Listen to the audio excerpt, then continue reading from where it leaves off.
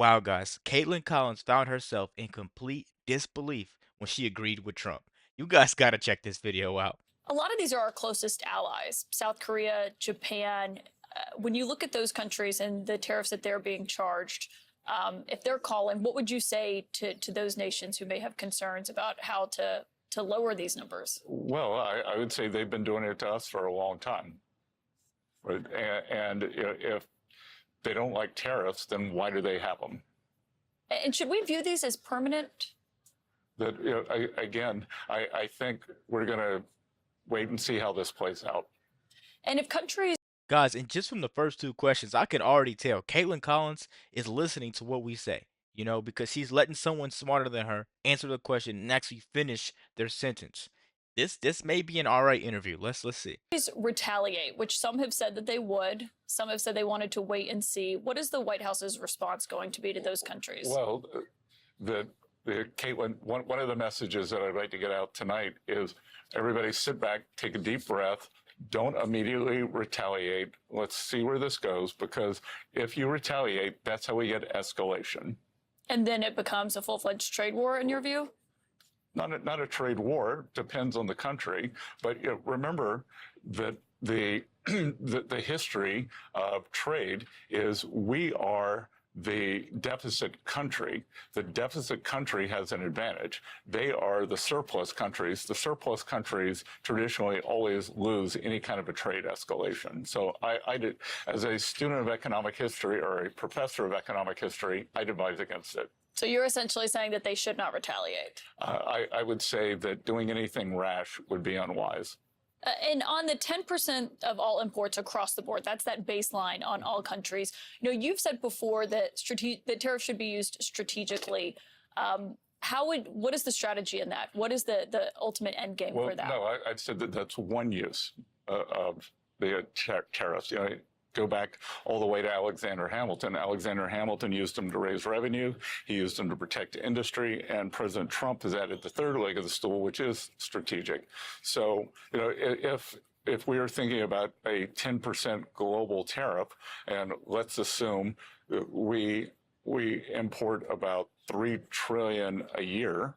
So that's 300 billion, and that's a substantial revenue raiser that could then be used for working Americans on no tax on tips, no tax on Social Security, no tax on overtime, and for those buying autos, they can reduce their bills because interest on American-made cars will be tax deductible. So this is really a working class, tariff and tax plan. And if the point of this ultimately is to get people to buy more U.S.-made products, but you are counting on that revenue, as we've seen some of your colleagues like Peter Navarro arguing how much money this could bring into the United States.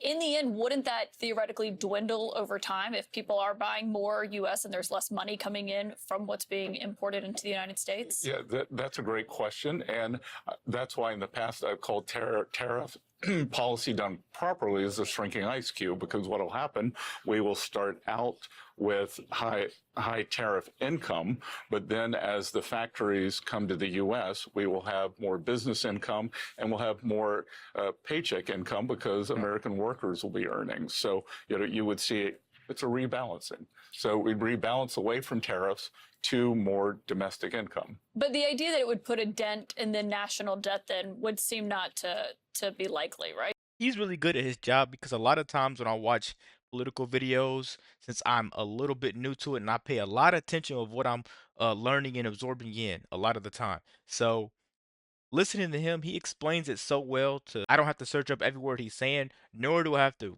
go back in the video after I record it and see more and dive into it. I literally understand everything he's saying right now. Let's keep going.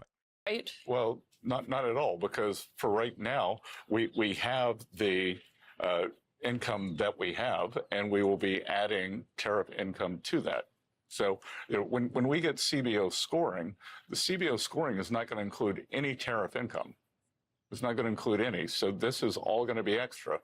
So we're at this that the other T other than tariffs is tax, and from here, I'll be spending most of my time on the tax deal, and we're in this strange betwixt and between on the tax deal because there will be substantial tariff income, there will be substantial cost savings, and we're not going to get credit for either of those with CBO scoring. Well, and obviously that's why you've been having a lot of conversations with Republican lawmakers. But before I get to that in a moment, we're seeing international markets start to respond to the president's announcements. Obviously, the markets in the United States are already closed.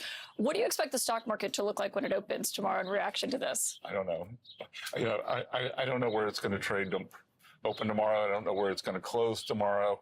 And, I think what's going to be important are the underlying economic fundamentals, because at the end of the day, Warren Buffett says in the short run, the market's a voting machine. In the long run, it's a weighing machine.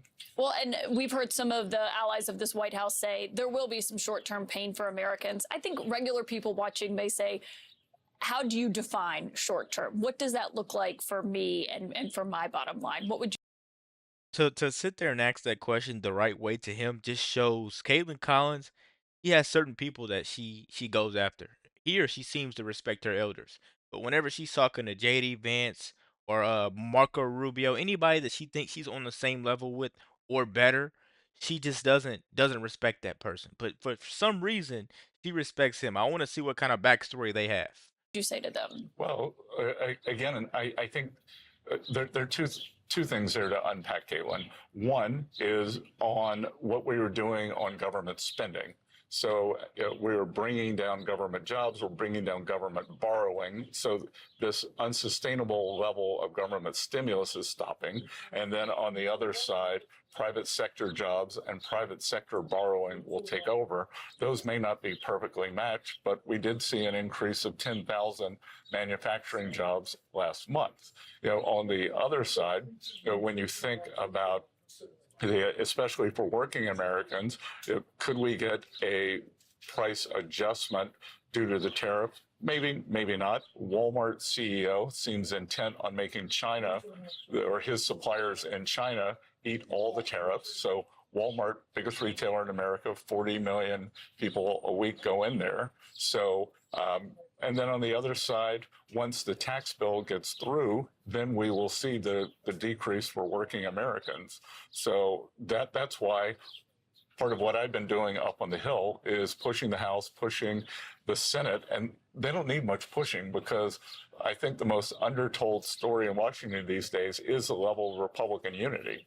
Yeah, well, on that front, and we'll see what Republicans do and how that looks. Obviously, that's the president's ambitious agenda. But on, the argument of short-term pain, long-term gain, which it seems what you're arguing about the long-term, what this will look like, prices will go up for Americans in the short term, right?